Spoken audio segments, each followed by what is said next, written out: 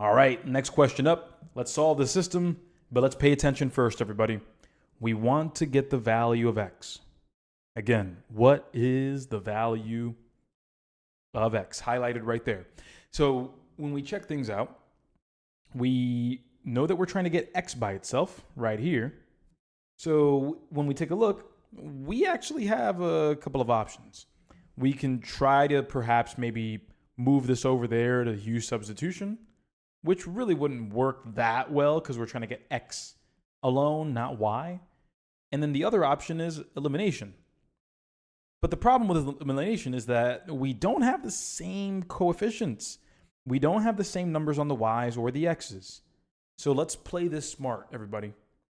If we were going to go with elimination to try to get x by itself, which variable should we be trying to eliminate? Which variable should we be trying to cancel? Yeah, if we want to get the x by itself, we should eliminate the y. If we eliminate the y, then we can get that x by itself. Everyone, answer me this. What do 3 and 9 have in common in terms of multiples? What do 3 and 9 have in common so we can get the same coefficients? Yeah, for those of you saying, hey, we can multiply this top line here by -3. Yep, you're absolutely correct. Let me show you what that looks like. I'm going to just mark this with a parentheses, and I'll multiply everything by -3. You can also multiply by +3. You'll just subtract later. Or you can just multiply by -3 now and then just add. Either way works. Either way works. So I'll go ahead, show this equation, -3 times x. Then -3 times -3 times 3y will be -9y. And then we have 54 times -3. So 54 times 3 would end up being 162. And so with -3, that would be -162. From here, we'll just go ahead and rewrite the equation, the second equation here, as 4x plus 9y equals 192. And here's the thing, everybody. If this doesn't look as convenient as this does, in terms of just swapping it there on the bottom, you're good. Because that works. That's fine. You can absolutely do that. Again, all I did was just put this underneath instead of on top. Because now if I go ahead and add these equations together, we're good. The cancellation happens right there on the right. 4x minus 3x, everyone, that's just x by itself already. And then on the right side, 192 minus 162, you tell me, everybody, 192 minus 162 leaves me with what? Yeah, just 30. So as complicated as this problem looked, once we got over the initial step of getting these coefficients to be the same so we can eliminate, the rest just so happened to be cake. X equals 30 is the answer, which is answer choice B. Sorry for those of you who have OCD, but there we go.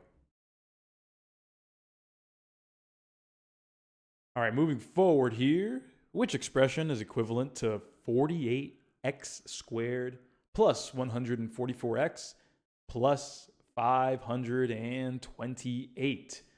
All right, so this one is definitely fun, but for the wrong reason. And when we take a look at this, there are plenty of people that, once you actually see the answer, it's very easy to think, oh yeah, if I would have just known that this was the factor, then I would have been good. And that's not really how it's going to work, everybody. What we want to do here is we want to show what we can do when it's not obvious from the jump.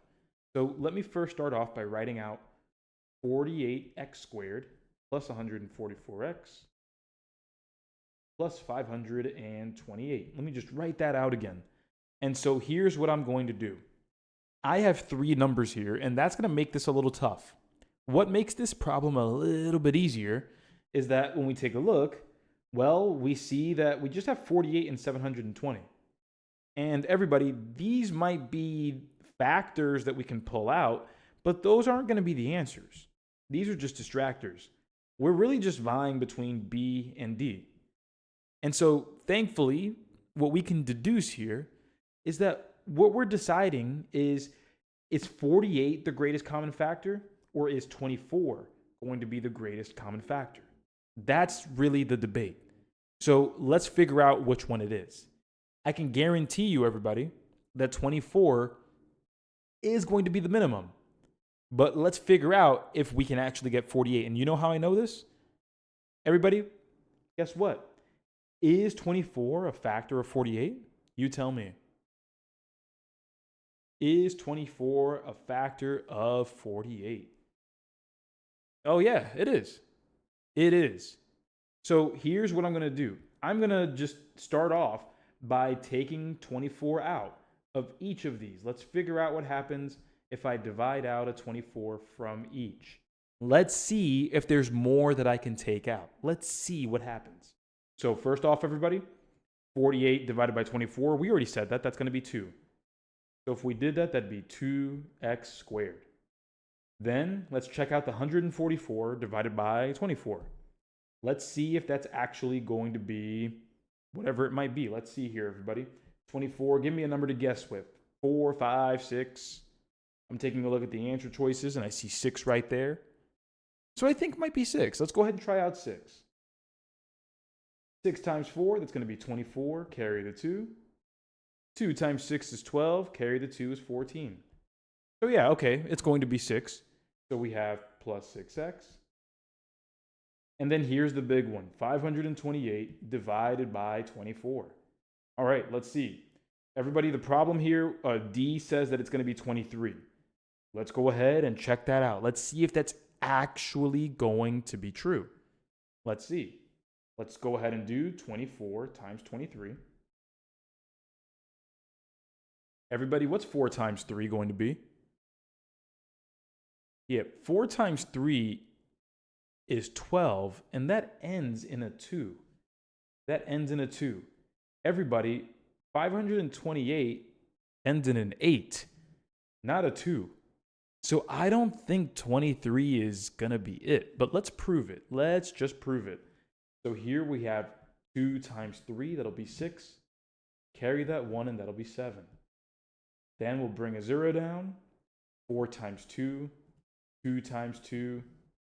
Add that back up, and let's see, we have 2. 7 plus 8 is 15. 1 plus 4 is 5. Everybody, is D the answer? Is D the answer? No, D is not the answer.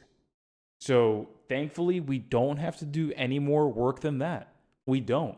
We really just used a little guess and check system where we just said, hey, look, I don't have that much time. And it really is looking like, hey, is this one it or is this one it? Is 24 times 23 528 or 48 times 11 528? Well, by process of elimination, I just figured out that it's not D. So I think we can safely say that the answer is B.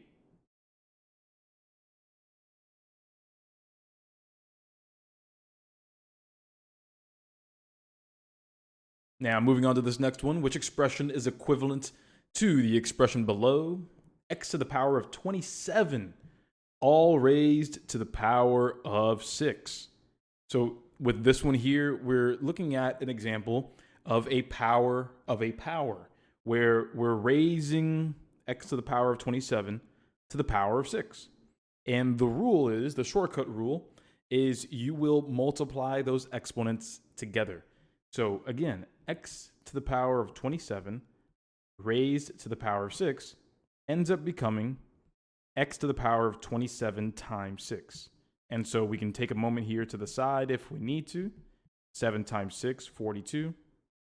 2 times 6 is 12. Carry the 4 is 16. So that'll be x to the power of 162. Answer choice D.